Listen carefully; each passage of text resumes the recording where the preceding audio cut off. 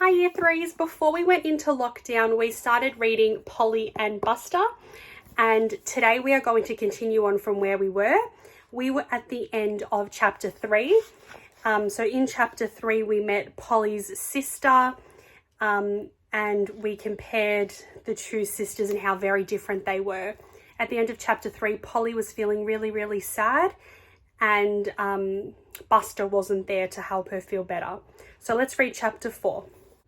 Polly runs through the star-speckled gloom, along their neat garden path lined with nodding claw flowers, out the tall black iron gates and along the street until she reaches the identical black gates of the house next door.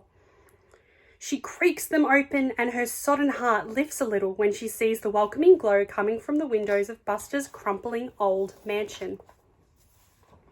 It's been a while since Polly has visited Buster's family. These days, she and Buster can only meet secretly. Luckily, the old moppet tree that leans up against the high stone wall between their two houses is the perfect spot. But when Polly was little, she spent almost as much time at Buster's house as she has her own, especially after her dad died. Sometimes during that long, sad winter, Polly's mum wouldn't get out of bed, not even to eat the soup that Buster's mum had cooked for her. When Polly and Winifred's mother was ghost-like with grief, and only just floating through each day as best as she could, Polly and her big sister would go over to Buster's house. The three of them would play hidey or hunt snails in the ramshackle garden. They would perch up at the kitchen bench and dip jam cakes fresh from the oven into bowls of warm honeyed milk. Now that Winifred is 13 and head witch in her class, she wouldn't be seen dead with a monster. Polly strides up the wonky stone path that cuts through Buster's overgrown garden. She knocks on the enormous wooden door. Heavy footsteps approach and the porch lantern is switched on. "Oh, it's Polly!" Buster's mum squeals happily. She stretches out her big knotty hands and scoops up Polly in her arms. Buster's mother is not the most attractive monster in town, but when she smiles it's like the sun is shining right out of her. Buster appears in the hallway behind his mother. "Mum, be careful," he says protectively. "She's not a monster, you know." Buster's mother plonks Polly back down on the stone porch and flattens her ruffled hair with her big, calloused fingers. "Oh, look how big you're getting," she coos. "How are you, my little witchling? It's so nice to see you." "I'm okay," Polly says, laughing and wiping something sticky off her cheek. "It's nice to see you too, Mrs. Grewclaw." "Oh, you know you can call me Patsy, my dear Smoochkin," she cries. "No need for formalities between us. Bruce, look who's here! It's Polly from next door, Buster's little witch friend." "Well, bring her in," Buster's dad roars from the other room. "Don't leave her standing out in the cold." Patsy rolls her eyes. "As if I'd do that," she says, placing her hand on her broad hips and shaking her head. "Come inside, Munchkie. Have you eaten? We're having cheeky flummery cake in the drawing room if you'll join us." Polly's tummy rumbles with pleasure. She was happy to have avoided eating the mealworms at dinner, but now she realizes how hungry she is. "Oh, yes, please," she says. "Are you all right?" Buster whispers as Polly steps inside and his mother closes the door behind them. He has turned a little grey with worry. Polly shrugs. "I just need to get out of the house for a while. Is that okay?" "Of course," Buster's mother says. "As long as you don't mind a bit of company. We have a few monsters staying with us at the moment, but there's plenty of room for more." Polly smiles. Patsy is always looking after other monsters. Sometimes they are baby monsters who are naughty and troublesome. They climb into cupboards and eat all the food, mess up the house and break her best crockery. Other times they are old, broken monsters with worn-down teeth, bent over with sadness from never having been loved. The old ones are cranky and fill up the room with dampness and smell. "They're driving Dad nuts," Buster tells Polly, as usual.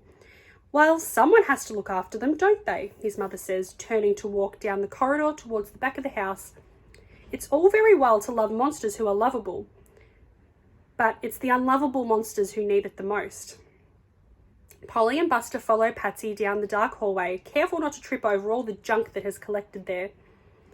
Generations of Buster's relatives peered down at them from ornate wooden frames hung crookedly along the walls. At the entrance of the drawing room, Patsy kicks a massive pair of leather boots to one side and leads them in. A higgledy-piggledy collection of old armchairs has been moved into a semicircle around an enormous fireplace, where flames hiss and roar. Buster's father, Bruce, is leaning over a low table where a towering, flummery cake teeters precariously on a pretty china plate. It is topped with bilberries and slathered with cream. Bruce is lanky and skinny, and only half of Patsy's height. He has scaly skin, not fur, and a huge hooked nose that Buster was lucky not to have inherited. Bruce looks permanently cross and frowny, unlike Buster's sunshiny mother. But even though he grumbles about her all day long, there is no one in the world who adores Patsy more than Bruce does, even if she does fill the place with all manner of annoying monsters who eat them out of house and home. This evening, there are 3 old monsters by the fire, crammed into the threadbare floral armchairs. Each monster is balancing a little china plate with a big wedge of flummery cake on their wobbly knees. When one monster opens his mouth to pop a forkful of cake in, a great gust of stinky air rolls out.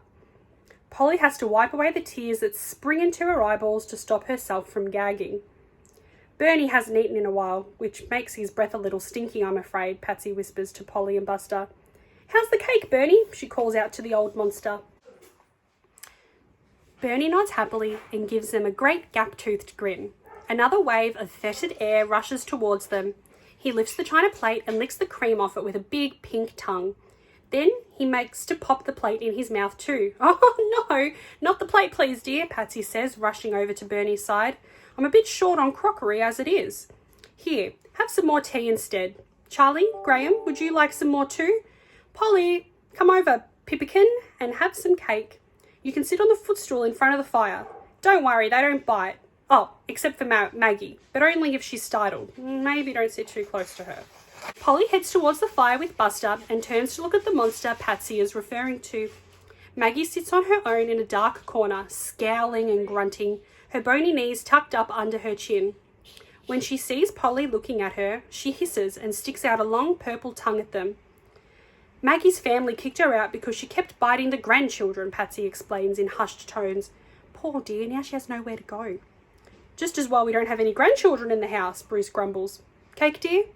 He says, handing Polly a plate. Polly and Buster sit side by side on the little footstool by the fire, scoffing Patsy's glorious cake. Oh, this is so yummy, Polly sighs, licking cream off her fingers. I wish my mum would make cakes like this. She only lets us eat healthy sweets like chickweed tart and wormwood loaf. Well, your mother has always been a lot more conscientious about her cooking than I am, Patsy says tactfully. Do you want another piece? Buster asks. Polly rubs her tummy where 3 pieces of flummery cake are now digesting and burps. The monsters in the room all roar appreciatively. Polly giggles. No, I'd better get back soon. Mum will be worried about me. Do say hello to your ma, dear, Patsy says, and tell her that cup of tea I promised over the fence all those years ago is still on offer. I will, said Polly, even though she will do no such thing. Polly knows her mother would be more likely to fly to the moon than be seen sharing a pot of tea with a monster. Witches just don't mix with monsters, especially witches like Polly's mum, who care a great deal about what other witches think of them. Buster, you'll see Polly home, won't you? Patsy says, and keep an eye out for Maggie, dear. She must have slipped outside while we were eating. I don't think she'll bite Polly, but it's probably better to be on the safe side. And that's chapter 4. I hope you enjoyed that chapter. There are some questions on Seesaw for you to answer about this chapter. If you have any questions, just email your teacher for some help. Bye.